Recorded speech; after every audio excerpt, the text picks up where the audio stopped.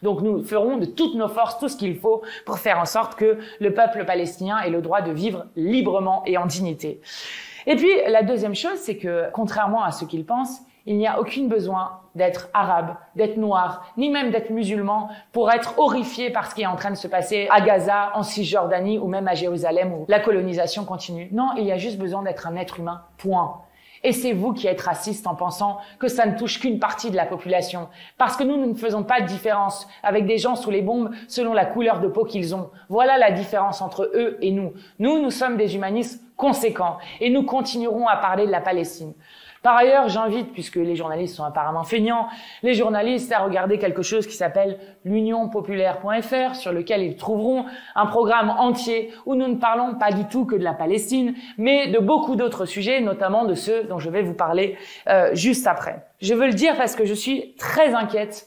Il y a alors un article du Monde qui est paru, de plus en plus de reportages qui montrent que une jeunesse très éduquée, issue de l'immigration, bien souvent née en France, donc qui est la deuxième, troisième génération de personnes qui ont immigré dans notre pays, qui sont de nationalité française, disent qu'elles veulent partir du pays ou qu'elles sont d'ores et déjà parties du pays parce qu'elles n'en peuvent plus du racisme ambiant qui s'exerce sur elles, qui s'exerce sur leurs enfants et qu'ils ne supportent pas qu'on fasse comprendre à leurs enfants qu'ils seraient en quelque sorte des étrangers à leur propre pays. J'alerte sur la division qui est en train de faire l'extrême droite, aidée par la Macronie, où ils sont en train de diviser le peuple français et de faire partir des gens qui sont brillantissimes dont la France a impérativement besoin.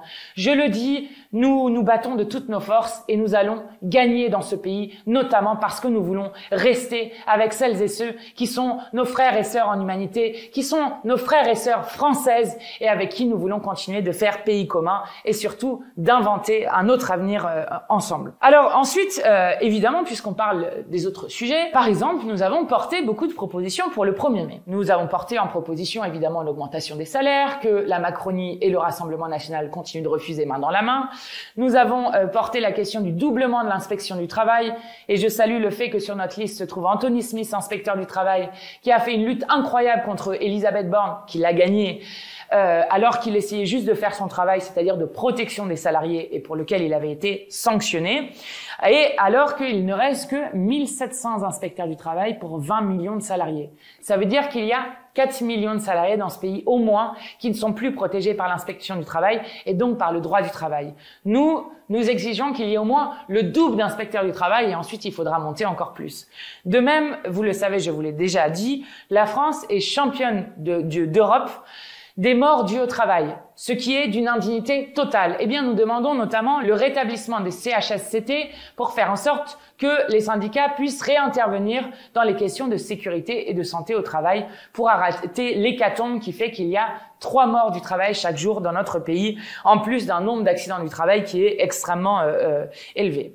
Alors ça, c'était les revendications qu'on portait, c'est les revendications que portent les syndicats de salariés et pour lesquelles ont marché des centaines de milliers de personnes un peu partout en France pour cette journée de lutte des droits des travailleurs, puisque je rappelle que tout a toujours été obtenu par des luttes et jamais offert sur un plateau par les puissants. Mais il se trouve que aucun média ne parle de cela, puisque M. Glucksmann a été à Saint-Étienne et que à Saint-Étienne il a été exclu de la manifestation du 1er mai et que donc il a décidé, après avoir été poussé dehors de cette manifestation du 1er mai, ce que nous avons désapprouvé justement parce que ça offrait une diversion pour ne pas parler des revendications sociales dans ce pays alors qu'il y a un océan de malheur et des millions de gens qui sont pris à la gorge, notamment par l'inflation et le chômage. Eh bien, M. Glucksmann a préféré pointer la France insoumise en expliquant que c'était de notre faute s'il avait dû partir de la manifestation du 1er mai. M. Glucksmann ment parce que il se trouve que on nous demande de nous excuser pour quelque chose qui est revendiqué par un autre parti politique qui s'appelle le Parti communiste français et les jeunesses communistes qui sont à Saint-Étienne. Donc, encore une fois, il choisit de nous accuser alors que nous n'avons absolument rien fait dans cette question. Bon, en même temps, on peut comprendre, M. Glucksmann ne vient pas souvent en manifestation et donc il a dû confondre les drapeaux de la jeunesse communiste par rapport à celle de la France insoumise. Et je dis à M. Glucksmann, comme un conseil amical, qu'il devrait s'essayer plus souvent à venir en manifestation parce que des manifestations, il y en a très souvent. Il y en avait toutes les semaines au moins contre la manifestation des retraites à 64 ans. Il y en avait toutes les semaines pendant plus plus d'1 an avec les Gilets jaunes et que comme Monsieur Glucksmann n'est jamais venu à ces manifestations, puisque ça ne le faisait pas vibrer, comme il disait, les manifestations, eh bien Monsieur Glucksmann n'a pas été vu, reconnu. Et donc, je vous assure, Monsieur Glucksmann, que si vous veniez plus souvent, vous seriez là reconnu par les gens comme étant quelqu'un qui aide le mouvement social. Et donc, en quelque sorte, eh bien, la manifestation connaîtrait Monsieur Glucksmann et que Monsieur Glucksmann connaîtrait la manifestation. Et je suis sûr que ça se passerait beaucoup mieux.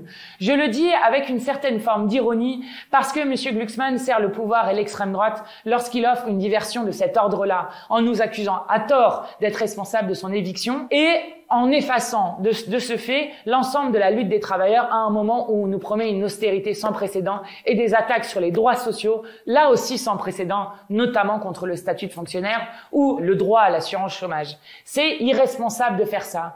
Et Monsieur Glucksmann, puisque vous dites que votre ennemi est l'extrême droite, eh bien, adressez-vous à l'extrême droite, adressez-vous à la Macronie et laissez-nous un peu tranquilles parce que c'est nous qui avions proposé de faire une liste commune de la NUPES sur le programme de la NUPES et que c'est vous qui les avez refusé avec l'ensemble des autres partis qui constituaient à l'époque la NUPES et que c'est nous qui continuons aujourd'hui de porter ce programme de gouvernement avec la stratégie de l'Union populaire et nous continuerons de le faire avec toutes celles et ceux qui le souhaitent parce que c'est le moyen que nous avons de battre à la fois la Macronie et l'extrême droite.